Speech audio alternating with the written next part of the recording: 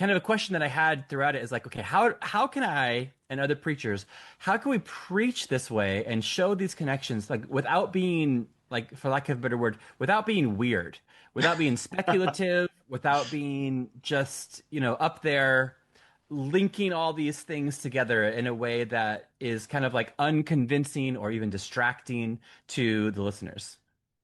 Yeah, I think it's important to know the point is not to be esoteric.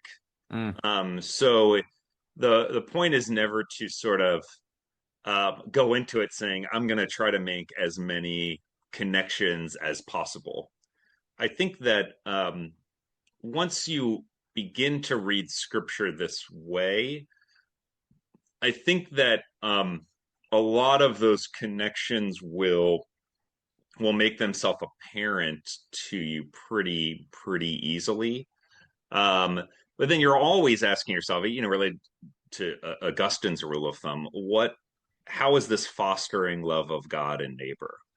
And so if there's, you know, we all do this with preachers. We all have cool points that we cut because we realize that, yeah, I like this a lot, but it doesn't really it's not really bringing to bear on what's going on in the congregation, and it's really not that related to the text. It's just something cool I learned in grad school that I want to share.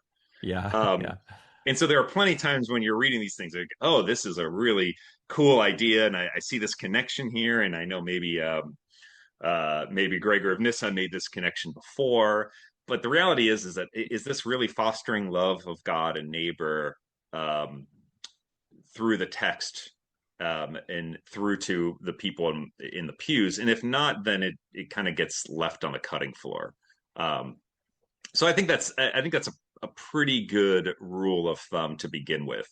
I think there are others. There are obviously other ways that um, obviously doctrine, discipline, those sorts of things also provide safeguards for you from going really far afield too. Okay.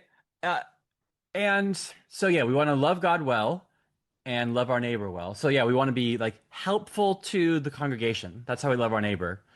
And then we want to be accurate to the text. And I think that's how we're loving God, is we're not, yeah, misrepresenting him. It's unloving to put words into his mouth.